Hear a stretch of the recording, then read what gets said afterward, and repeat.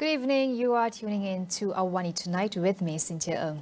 Datuk Sri Anwar Ibrahim believes access to education from primary school up to higher education levels should be free. However, the Prime Minister emphasized it must depend on the financial capacity of the country. Pendapat saya, sepatutnya pendidikan ini dari sekolah rendah sehingga universiti harus percuma. Itu pandangan saya. Ya. Itu falsafah saya tentang pendidikan. Because pendidikan macam security, itu semua tanggungjawab pemerintah. Ya, baik. Atau juga kemudahan kesihatan. Cuma keadaannya sekarang, saudari kena tahu, anda kena tahu. Sebila saya diserahkan ke jawatan ini, utang 1.5 triliun ringgit. Tak bayar, bankrupt negara. Anwar, who is also the finance minister, said with the country's current fiscal position, the government must prioritize smart spending and ensure that all sectors get sufficient funds. He was speaking at the Meet Anwar session attended by over 5,000 students at the University Pendidikan Sultan Idris UPSI. The government denied allegations of corruption in the awarding of flood mitigation projects. Natural Resources and Sustainability Minister Nik Nazmi revealed that the cost of the projects had even shrunk, contrary to claims that the costs had ballooned to over 16 billion ringgit. He said the claim by Bersatu Information Committee member Badrul Hisham Shaharin that the project had ballooned to 16.6 billion ringgit and involved companies and unknown individuals that received commissions as proxies for the minister was baseless and malicious. Nik Nazmi added that the Finance Ministry allocated 11.8 billion ringgit for 33 flood mitigation projects, and the amount had not hit 16.6 billion ringgit. Badrul Hisham had claimed serious occurrences of corruption in the flood mitigation project and urged police to investigate after lodging a police report on Wednesday. According to Nik Nazmi, the allegations were defamatory and that he will take legal action against the opposition politician soon. Since the MRT women's coach was introduced on the MRT Kajang line in September, complaints of sexual harassment have been on a downtrend. According to Transport Minister Anthony Loke, 8 cases were reported in the first quarter of this year, but the complaints reduced to 3 cases in the fourth quarter as of last month, even as numbers of passengers have increased. Speaking at the launch of the Women's Coach pilot project for the MRT Kajang line at Bandar Tun Hussein On MRT Station, Cheras, Lok said the project aims to improve comfort and ensure safety of female passengers, as well as preventing them from becoming victims of sexual harassment. Accordingly, he said the pilot project would be expanded to the Putrajaya line. In November, Lok had said that 62% of regular public transport users were female. He added that 2/3 of passengers in the 21 to 30 age bracket were women. Malaysians will enjoy free tolls on highways nationwide on December 23rd and 26th in conjunction with the Christmas holidays. Deputy Works Minister Datuk Sri Ahmad Maslan said these days were chosen to avoid a concentration of traffic that may lead to congestion.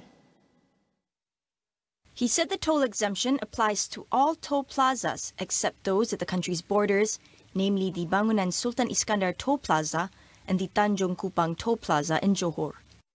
Ahmad added that the government hoped the toll waiver will reduce the burden on those planning to return to their hometowns to visit their families and celebrate Christmas. He advised highway users to plan their journeys as best as possible while observing the recommended travel time advisory schedule. The Domestic Trade and Cost of Living Ministry has introduced a maximum price scheme for 14 food products for this Christmas season. Minister Dato' Armizan Ali said the scheme covers items deemed essential and popular during the festive season and will be in effect for a total of 5 days from December 23rd to 27th. The Christmas Ceiling Price Scheme 2023 will be enforced through the Price Control and Anti-Profiteering Act 2011, which covers producers, wholesalers and retailers. The items listed must display a pink price tag. PNB's wholly owned unit trust management company, Amanah Saham National Berhad, has announced a total income distribution of 5.25 cent per unit for its flagship fund, the Amanah Saham Bumiputra ASB, for the financial year ending December 31st, 2023.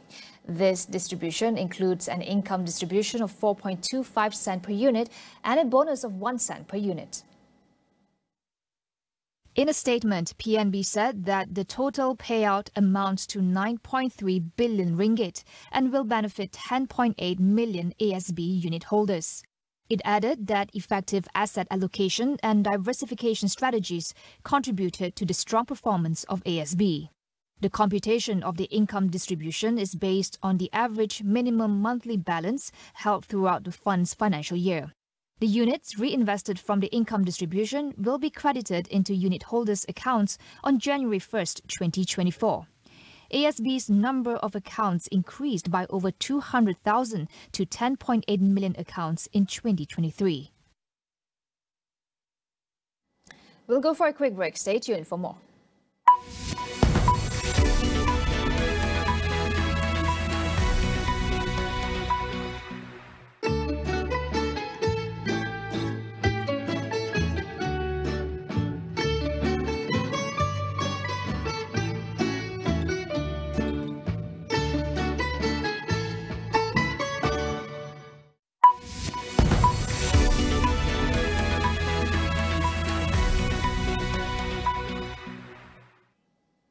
Welcome back. Afghanistan is ready to sit with the international community to discuss matters for the common good. Acting Minister of Public Health, Dr. Khalanda Ibajan, said this during an interview with Astro AWANI earlier tonight. Look, we have already our political office in Doha, and we have a foreign ministry, and we have our charge affairs and ambassadors in different countries, and we have opened all of the doors for the international community. We are ready to, we can sit with them and we can convince them for everything.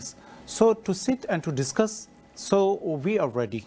The government of the Afghanistan, the Islamic Emirate is ready to can sit and to discuss everything with the international partners.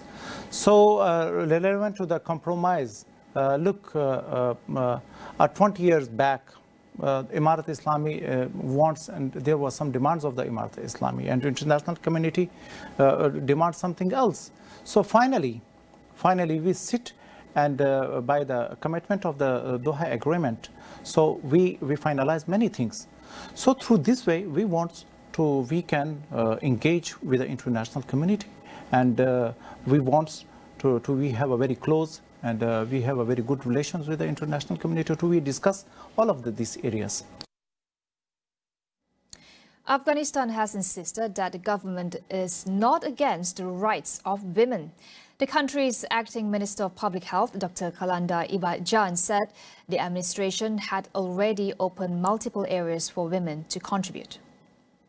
So, through this way, what we want to clear, look, we are not against the rights of the women.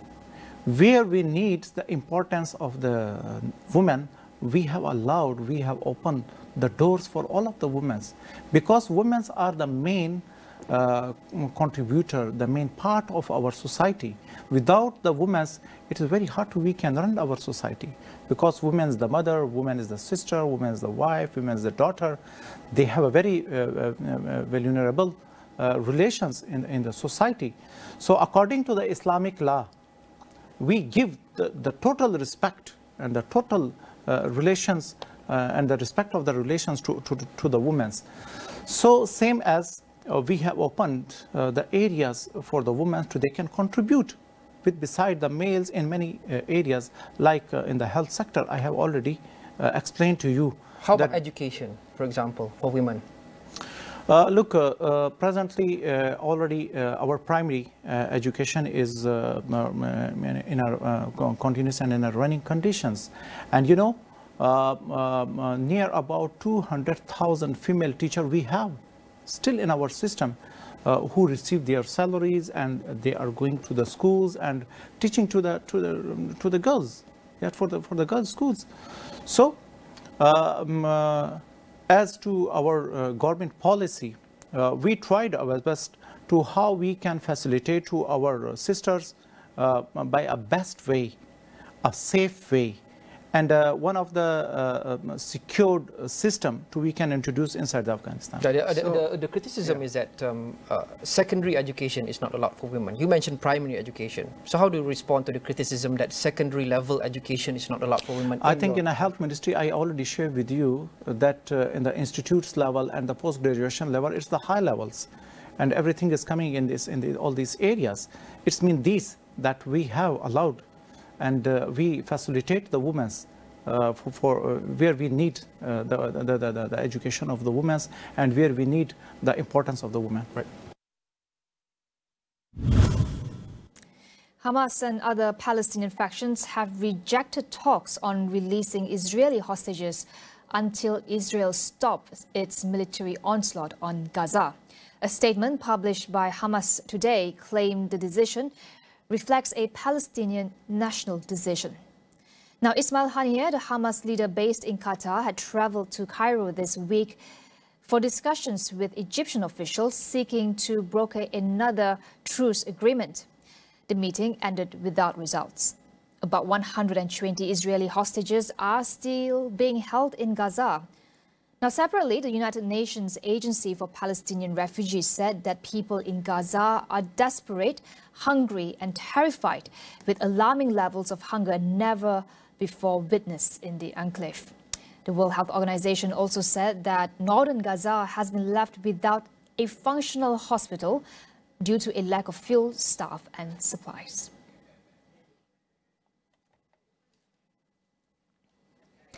A United Nations Security Council vote to boost aid deliveries and monitor them into the Gaza Strip has been delayed again at the request of the United States. The Security Council said it agreed to continue negotiations today to allow additional time for diplomacy, and the adoption will be scheduled for Friday morning.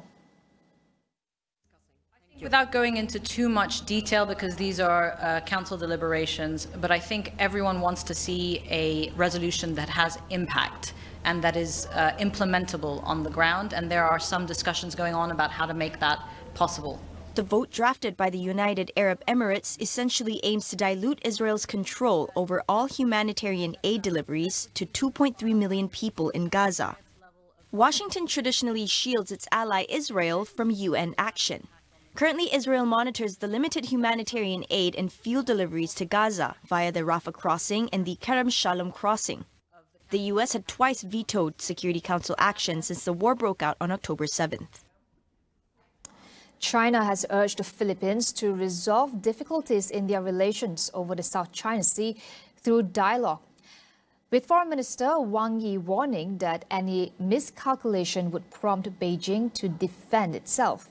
He was quoted as saying that China would defend its rights and respond resolutely if the Philippines misjudges or colludes with ill-intentioned external forces. Beijing and Manila have traded sharp accusations in recent months over a series of clashes in the South China Sea.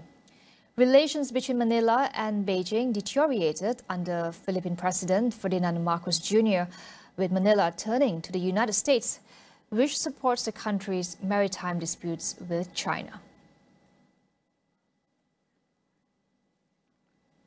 Thousands of people have taken to the streets of Buenos Aires, Argentina, in the first big protest against the new government's economic shock policies. President Javier Milei announced measures that include spending cuts and a drastic currency devaluation. He also signed an economic reform decree that will end limits on exports. Police were deployed in large numbers to stop the protesters, mostly the unemployed, from blocking roads.